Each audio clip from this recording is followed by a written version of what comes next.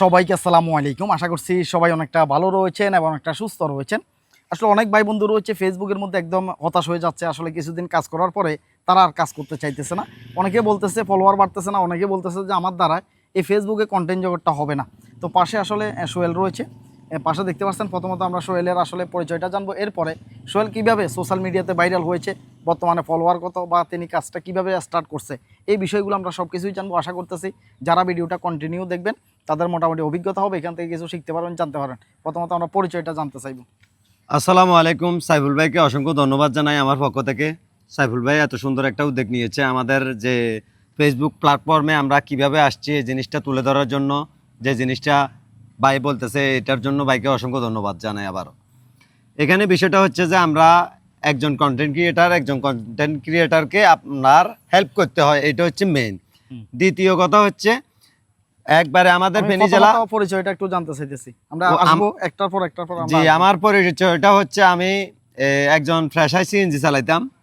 তো এখানে যে আমি ফেসবুক প্ল্যাটফর্মে কাজ করার জন্য আসার পরে আমাকে সাইফুল ভাই হেল্প করেছে এবং কি সালাউদ্দিন হেল্প করেছে, এই জন্য এই ফেসবুক প্ল্যাটফর্মে আসা।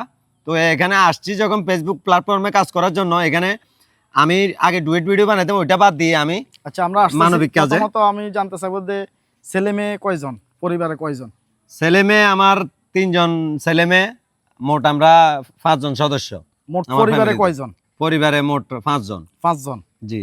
মানে ছেলে মেয়ে হচ্ছে 3 জন। জি। আর আপনারা আছেন কি স্বামী স্ত্রী 2 জন? 2 জন। আচ্ছা, মোট একটা পরিবারের সদস্য হচ্ছে মোট 5 জন। এই কন্টেন্ট জগতে কখন আসা? এই কন্টেন্ট জগতে আমি 2021 সালে আসা। তো 21 সালে আসার পরে 2021 সালে শুরু স্টার্ট। জি। তো এখান থেকে আমি ডুয়েট ভিডিও বানানি বাদ দিই, এখন এই মানবিক কাজে নিয়োজিত আছি। দেশের স্বার্থে জনস্বার্থে সবসময় এই মানবিক কাজ করার জন্য চেষ্টা করতেছি। আর্থিকভাবে সমস্যা হলেও ওই যে গাড়িটা চালাই, এই গাড়িটার কারণে আমার ব্যাকগ্রাউন্ডে মানে কি ওই গাড়িটার যে খরচ ইনকাম আসে, ওই ইনকামের কারণে আমি কিছুটা মানে কাজ করতে ইচ্ছুক আছি। যেটা আমরা আসলে জানতে পারলাম যে কেউ যদি কন্টেন্ট জগতে আসে পরিবার চালানোর জন্য প্রথমত আলাদা একটা আয়ের ব্যবস্থা থাকে নাকি? খালি ফেসবুকের দিকে তাকিয়ে থাকি না, আলাদা একটা আয়ের যদি ব্যবস্থা যদি থাকে তাহলে সে কন্টেন্টটা একেবারে বিনা টেনশনে তৈরি করতে পারবে, যাতে তার পরিবারের প্রতি টেনশন থাকবে না। যাদের পরিবারের প্রতি টেনশন থাকে, যে দেখা যাচ্ছে যে পরিবারের ভরণ পোষণের দায়িত্ব যাদের থাকে, তারা বিশেষ করে ডিমোটিভেট থাকে যে পরিবার কিভাবে চালাবে। এই কারণে যদি কিছুটা ব্যাকআপ আসে, ইনকামের যদি আলাদা কোনো যদি রাস্তা থাকে, তাহলে কন্টেন্ট জগতে খুব তাড়াতাড়ি দ্রুত এটা কি সম্ভব? আচ্ছা, এই পরিবার চালাইতে কন্টেন্ট তৈরি করে কি কোনো সমস্যা হচ্ছে? না না, এখানে কোনো সমস্যা হচ্ছে না। সমস্যা হচ্ছে না এই জন্যই হচ্ছে না, শুধু ফেসবুকের দিকে তাকিয়ে থেকে, ইনকামের দিকে তাকিয়ে থেকে ফেসবুকে কাজ করা সম্ভব হবে না। আপনার যে কোনো একটা না একটা আপনার পিছনে সাপোর্ট লাগবে। আচ্ছা, ইনকামের একটা রাস্তা থাকতে হবে। আপনার শুধু সেটা আছে সিএনজি চালান অবসর সময় নাকি? আর পাশাপাশি যে সময়টা থাকে কন্টেন্ট তৈরি করেন, বিশেষ করে মানবিক কন্টেন্ট। জি, এগুলা আমি যেখানে গাড়ি নিয়ে ভাড়া নিয়ে যাই। কাজগুলো কি? কাজগুলো হচ্ছে আপনার নিরাপদ সড়ক নিয়ে করি, স্কুল মাদ্রাসা মসজিদ এবং কি এলাকার কবরস্থান নিরাপদ সড়ক নিয়ে করি। মাইল ফলক, কিলোমিটার, নিম প্লেট। একজন মেহমান আসলো ফেনী জেলাতে, বিলোনিয়া চেকপোস্ট কোথায় এটা জানবে না, ওই দিক নির্দেশনার মধ্যে লেখা থাকবে বিলোনিয়া চেকপোস্ট এখান থেকে 15 কিলোমিটার 17 কিলোমিটার। এটা হচ্ছে মূল বিষয়। এই জন্য এই জিনিসগুলা ডেকে থাকে বন জঙ্গলে, একবারে মানে কি বোঝাই হয়ে থাকে, ঘিরে থাকে। এই জন্য আমি এই জিনিসগুলা তুলে ধরি, যাতে একজন মেহমান আসলে, একজন প্রশাসনের লোক আসলে গাড়ির থেকে নামতে হবে না, কিন্তু ওই মাইল ফলকটা দিক নির্দেশনাটাতে দেখে ইনশাল্লাহ তার গন্তব্যে পৌঁছাতে পারবে। এই জন্য এই কাজগুলো আমরা আসলে জানতে চাইতেছি যে আপনি যে এই কাজে আসছেন, মানবিক যে কাজটা করেন, এটা তো সবাই দ্বারা করা সম্ভব না। না না, এটা যাত্রা দ্বারা করা সম্ভব না। হাজার কন্টেন্ট ক্রিয়েটর থাকতে পারে, তবে এই যে রাস্তাঘাট পরিষ্কার করা, মাইল ফলক পরিষ্কার করা, এটা কিন্তু সবার দ্বারা সম্ভব না। কারণ এই ক্ষেত্রে আপনাকে অনেকে নানান ধরনের কথা বলতে পারে, হেয় করতে পারে, টিটকারি করতে পারে। মানুষের যখন বাজে কথা বলে, টিটকারি করে, তখন এটাকে আপনি কিভাবে কাটাই উঠেন?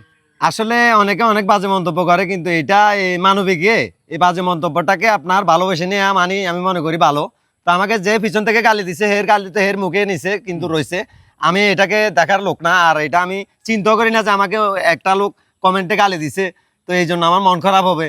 আচ্ছা, আমি আমার দিক থেকে আমি আগে যেতে চেষ্টা করি, এটাকে কাটে উঠে আসেন। আমি মন খারাপ বা ডিমোটিভেট না না, এগুলা করি না। কন্টেন্ট জগৎ ছেড়ে দিব এরকম চিন্তা না না, এরকম চিন্তাধারা না এখন আর নাই। এখন শুধু সামনের দিকে আগাবো মানুষের ভালোবাসা নিয়ে। বর্তমানে ফেসবুকে ফলোয়ার কতজন? আমার মাত্র কালকে 28,000 প্লাস হয়েছে, 28,008 জন হয়েছে মনে হয়। 28,000 প্লাস আটজন, হয়েছে। হ্যাঁ। তো যাক, এখন বর্তমানে পেমেন্ট কয়টা পাইছেন? পেমেন্ট আমি একটা পাইছি, তাও আজকে 2 মাস আগে একটা পেমেন্ট পাইছি, 18,000 টাকা পাইছি। তারপরে আজকে 2-2.5 মাসের মধ্যে আর একটা পেমেন্টও পাই নাই। $48 ইনকাম হয়েছে গেছে 2-3 মাসে মিলে। আচ্ছা, তো এই ভিডিওটা দেখে অনেক কিছু শিকার আছে, জানার রয়েছে। একজন কন্টেন্ট ক্রিয়েটর 2021 সাল থেকে আজ পর্যন্ত 26 সাল, হ্যাঁ, প্রায় একটা পেমেন্ট 5টা পাইছি। বছর কাজ করতেছে একটা না, পেমেন্ট পাইছে মাত্র 18,000 টাকা। তারপরও সেই কন্টেন্ট জগৎ ছেড়ে দিচ্ছে না। না। তার কন্টেন্টের প্রতি তার একটা ভালোবাসা সৃষ্টি হয়ে গেছে। আর এই জগতে আমরা ততক্ষণ পর্যন্ত টিকবো না যতক্ষণ পর্যন্ত না কন্টেন্টের প্রতি আমাদের ভালোবাসা সৃষ্টি হয়, নাকি? অবশ্যই। অনেক টিকটকার দেখবেন, তাদেরকে আমরা হয়তো বা ঘৃণার চোখে দেখি, তাদেরকে আমরা হেয় করে দেখি যারা টিকটকে ভিডিও বানায়। বিশেষ করে কোটি কোটি টিকটকার রয়েছে, তারা কিন্তু একটা টাকা ইনকামও করতে পারে না। না। বিশেষ করে এগুলো শখ করেই করা হয়। আর শখ এই যে করেই। কন্টেন্টটা যেটা আমরা ইউটিউবে তৈরি করি কিংবা ফেসবুকে তৈরি করি, এই কন্টেন্টের প্রতি যদি আমাদের যদি একটা যদি ভালোবাসা সৃষ্টি হয়ে যায়, তাহলে এই জগতে কিন্তু আমাদের থাকা কোনো সমস্যা না। আর আমরা এখানে থাকতে আমি পারবো। আমার ভালোবাসার মানুষদেরকে একটা কথা বলতে চাই। হুম। এখানে যে আমরা কন্টেন্ট গুলা বানাই, হুম। মানবিক বলেন, কন্টেন্ট বলেন, আমরা সর্বোচ্চ দিয়ে চেষ্টা করি যে কোনো একটা না একটা মেসেজ দিতে চাই, মানে যাতে ওই মেসেজটার মাধ্যমে একজন ব্যক্তি যে ভিডিওটা দেখতেছে তার ব্রেইনের মধ্যে একটু হলেও কাজ করবে, দেশের সাথে জনস্বার্থে এই কাজগুলো করতেছে, আমরাও শিখি বা দেশকে ভালোবাসি, একটা কাজ করি, দেশের কাজে আসি। এই জিনিসটাই আমরা মেসেজ দেওয়ার চেষ্টা করি। ঠিক আছে, আসলে প্রত্যেকটা ভিডিওতে যদি মেসেজ থাকে কিংবা একটা যদি ক্যাটাগরি থাকে, একটা উদ্দেশ্য থাকে, তাহলে ওই সমস্ত ভিডিওগুলো কিন্তু রিচ হয়ে যায়, অবশ্যই। মানুষের দেখে প্রশংসা করে। তো যাক, সোহেল হচ্ছে আমাদের ফেনী জেলায় খুবই জনপ্রিয় একজন কন্টেন্ট ক্রিয়েটর। বিশেষ করে আমাদের পরশুরাম উপজেলা, আমাদের এই উপজেলা এমন কোনো গ্রাম, এমন কোনো জায়গা নাই যে জায়গায় সোহেলের পা পড়ে নাই। যেখানে সমস্যা হয়েছে সেখানে কিন্তু সে দৌড়িয়ে গেছে। নিজের কত খরচ হয়েছে না হয়েছে ওইটা দেখার বিষয় না, সে কিন্তু কন্টেন্ট ভালোবাসে, মানবিক কাজগুলো করতে সে অনেকটা ভালোবাসে। এই কারণে অনেকেই রয়েছেন বিশেষ করে কন্টেন্ট খুঁজে পাচ্ছেন না, যে ভাই আমি তো কন্টেন্ট জগতে আসতেছি, ইনকাম করব, এখানে ভাইরাল হবো, কিন্তু আমি কি নিয়ে ভিডিও বানাবো?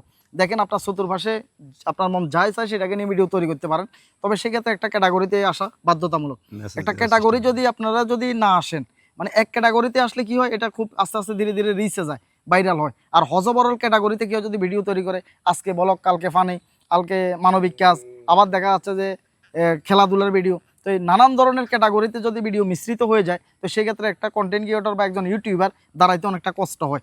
তো সোহেলের জন্য শুভকামনা থাকবে।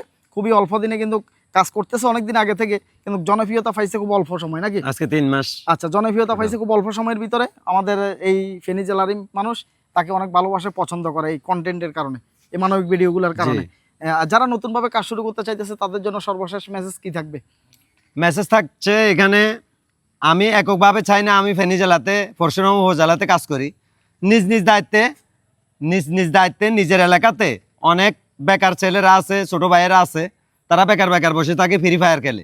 তাদেরকে দৃষ্টি আকর্ষণ করে বলছি, আপনারা 2-4 মিনিট 5 মিনিট সময় দেন, আপনার এলাকায় একটা মুক্তবের সামনে কাঁচরা হয়ে রয়েছে, ওই জিনিসটা আপনি একটা পলিথিন নিয়ে এই জিনিসগুলো সাফ করে দেন, সুন্দর হয়ে যাবে। কবরস্থানটা ময়লা হয়ে রয়েছে, কবরস্থানটা সাফ করে দেন। একটা মসজিদের সামনে ময়লা হয়ে রয়েছে, নোংরা রয়েছে, এই জিনিসটা সাফ করে দেন।